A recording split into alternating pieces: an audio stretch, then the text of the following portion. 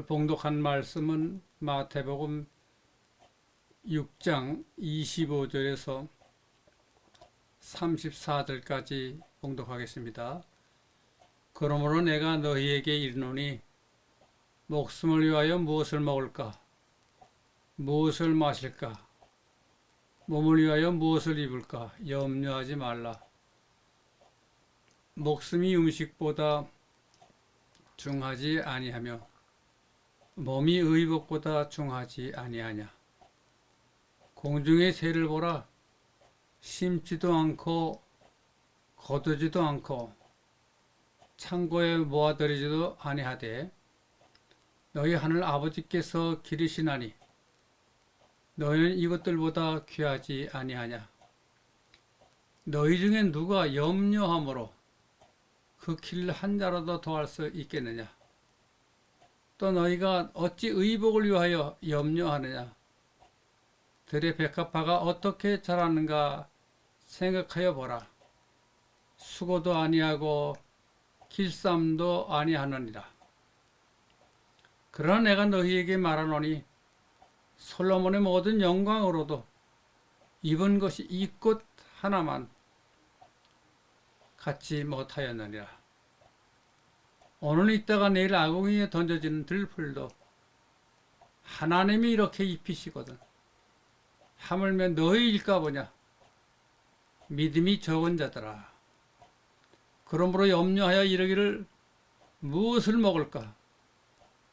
무엇을 마실까? 무엇을 입을까 하지 말라. 이는 다 이방인들이 구하는 것이라. 너희 하늘 아버지께서 이 모든 것이 너에게 있어야 할 줄을 아시느니라. 그러므로 너희는 먼저 그의 나라와 그의 의를 구하라. 그리하면 이 모든 것을 너희에게 더하시리라. 그러므로 내일 일을 위하여 염려하지 말라. 내일 일은 내일이 염려할 것이요 한날의 길음은 그날에 족하리라. 오늘 이 말씀을 가지고 사회라는 제목으로 말씀을 나누려고 합니다. 이 땅에 있는 동식물 중 인간이 가장 우위를 갖고 있죠. 근데 땅에 핀 백합화나 공중에 나는 새들도 다 그들이 살아갈 수 있는 길을 마련해 놓았습니다. 심지어는 우리 눈에 보이지 않는 생물도 살 수 있는 길이 마련되어 있습니다. 따라서 인간을 이 땅에 낼 때에는 인간들이 염려하지 않아도 할 수 있도록 되어 있느니라. 그런 이야기죠. 그래서 오늘 너희는 먼저 그 나라와 그 의를 구하라 되어 있는데, 이 말은 그렇게 하면은 다른 것은 저절로 해결된다 그런 이야기죠. 여기서 나라는 천국이 아니고 사회를 말합니다. 물론 예수 당시 사회라는 말이 없었어요. 사회라는 말은 불랑서 꼼투가 19세기에 처음으로 쓴 말이죠. 사회의 가장 작은 단위는 가정이며 나라는 그 단위의 사회 중 하나입니다. 따라서 가정에서 시작해서 인간이 사는 사회가 제대로 되어야 인간이 걱정 없이 환난도 없이 잘 살 수가 있습니다. 그런 거로 너희는 그 나라, 즉 하나님께서 마련해 준 그런 사회를 구성하라는 말이죠. 그리고 그 의도 그 사회의 의를 말합니다.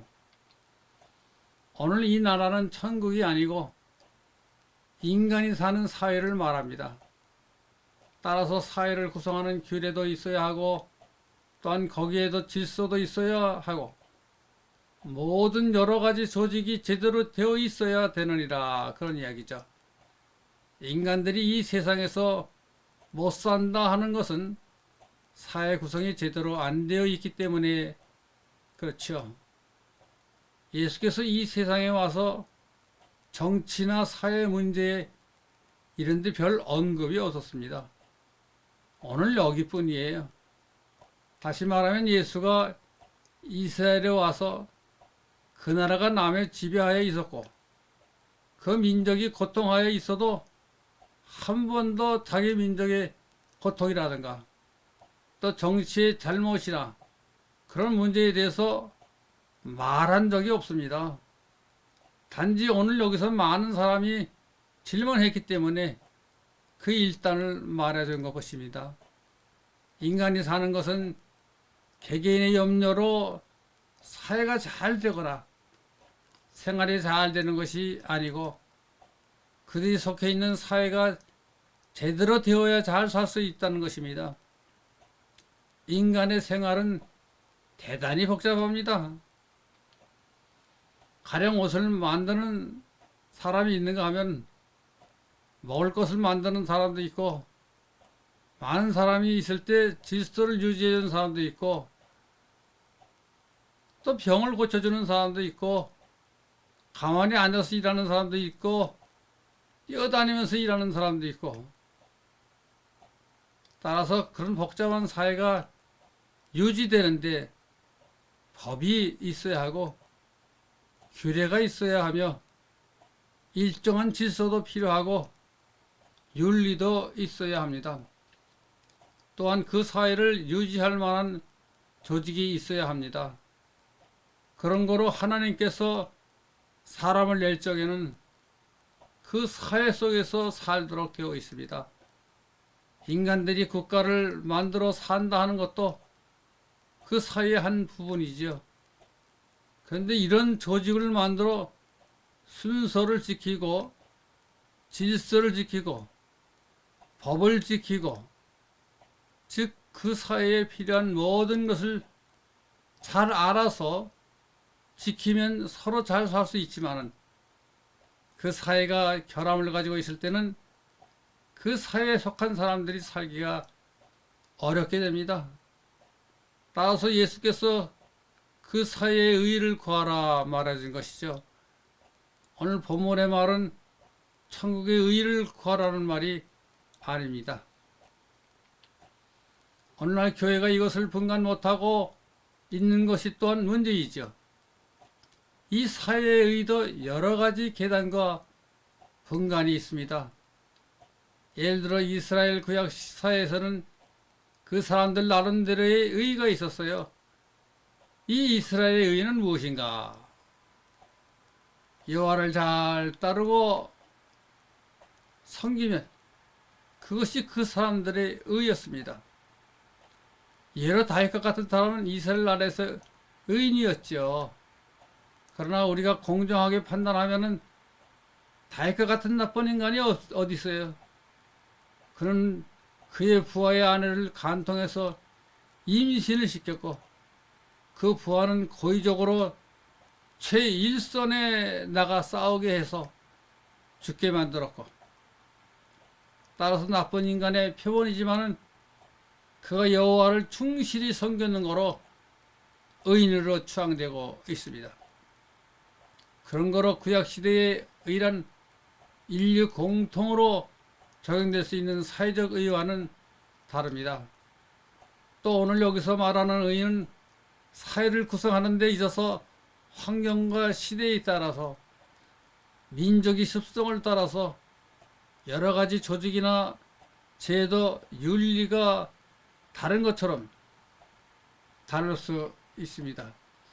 즉 시대와 환경에 따라서 적절하게 만들어 잘 살아가게 하는 것이 그 의인이라 그런 말이죠.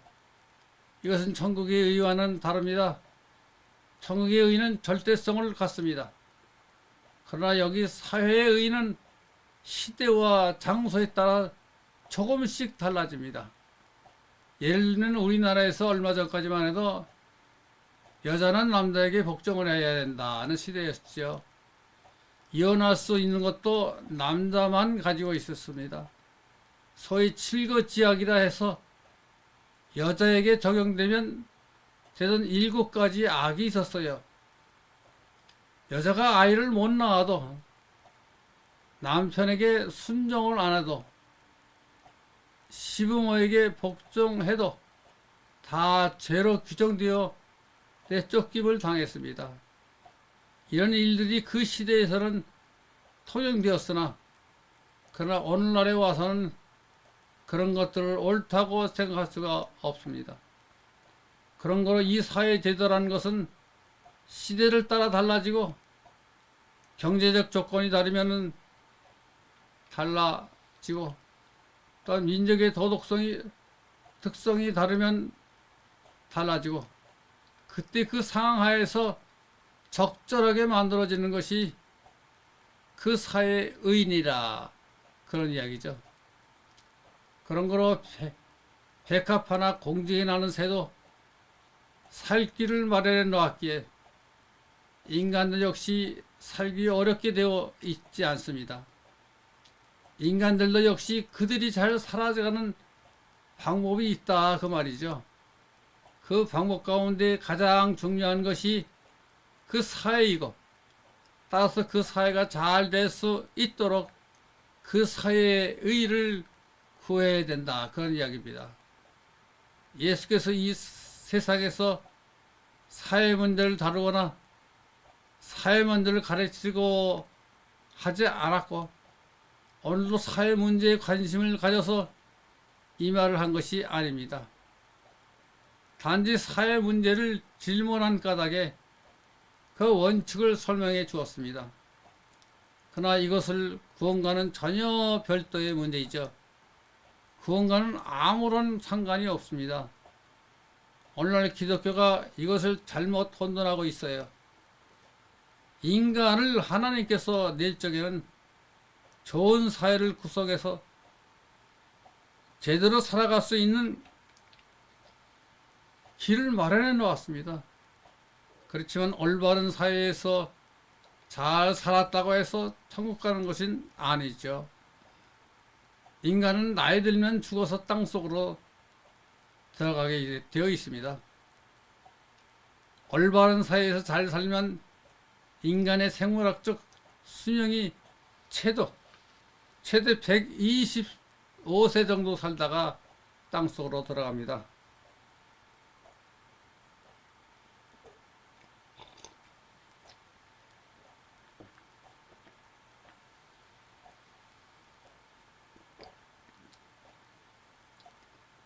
에녹이 산채로 하늘에 올라가고 엘리야가 죽지 않고 하늘로 사라졌다. 이런 말은 다 거짓말이에요. 인간이 구원을 얻어 천국에 가는 것은 하나님께서 인간을 처음 낼 때의 창조의 법칙이 아닙니다.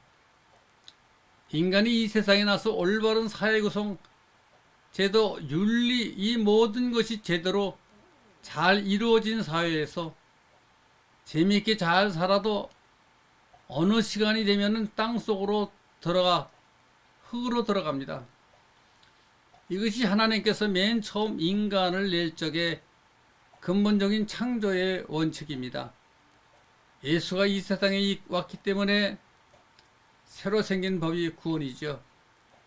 그러나 예수가 이 세상에 온 것은 인간을 구하기 위해서 온 것이 아닙니다. 예수는 하나님과 예수 사이에 특수한 목적 때문에 이 세상에 온 것입니다. 그 목적은 우리가 모릅니다. 이 성경책에도 기록이 없습니다. 이것은 예수 단독으로 수행된 일이죠. 그가 이 목적을 달성하는 데는 수행하는 데는 이 땅에 와야만 했습니다. 그는 이 땅에 오기 전에는 많은 일을 수행을 했죠. 그리고 최종적으로 이 땅에 오게 된 것입니다. 그는 특수한 목적을 수행하기 위해서 이 땅에 왔어요. 이 땅에 예수가 최종적으로 그 목적을 수행할 목적지였어요.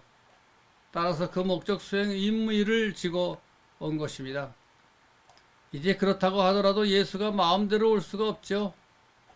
신이 제 마음대로 사람이 될 수 있나요? 예수가 이 땅에 오는 데는 오는 길을 마련해야 합니다. 이 길을 마련하는데 하나님의 힘으로 자기 마음대로 인간이 되고 싶다고 인간이 되고, 무슨 동물이 되고 싶다고 동물로 만드는 것이 아닙니다. 하나님은 원칙에 어긋나는 일은 절대로 하지를 않습니다. 예수가 이 땅에 온다고 하면 새로운 길을 마련해야 되죠. 지금까지 인간들이 살기 위해서 사회 법칙을 만든 것과는 전혀 다른 별도의 법을, 별도의 창조의 길을 만들어야 합니다. 또한 예수가 이 땅 위에 온 데는 신으로 온 것이 아니고 인간으로 왔습니다. 지금까지 창조의 법칙에는 없었습니다. 신이 사람으로 되기 위해서 새로운 창조의 법칙을 마련한 것이죠. 이제 예수가 사람으로 왔으니까 에녹이 하늘로 올라간 것처럼 예수도 그냥 올라갈 수가 없습니다. 인간인 생물로 왔기에 인간처럼 어느 정도 살다가 죽어 흙으로 돌아가는 것이 숙명인데, 하나님의 독생자라 해서 제멋대로 하늘로 올라갈 수 없습니다. 또 예수가 이 땅에 와서 사명을 완수하지 못한다면 몰라도, 그가 사명을 완수한다면 그는 이 땅에 오래 있을 수가 없습니다. 곧 돌아가야 되죠. 다시 말하면 그가 온 본향으로 돌아가는데 하나님은 능력이 있으므로 그대로 하늘로 올릴 수 있는가 하면 그것도 안 되는 말이죠. 인간은 이 세상에 나서 살다가 죽으면 흙으로 돌아가는 것이 운명인데, 그러나 예수는 이 땅 위에서 그냥 죽을 수만은 없었습니다. 자기의 사명을 다한 후에 자기의 본향으로 돌아가야 합니다.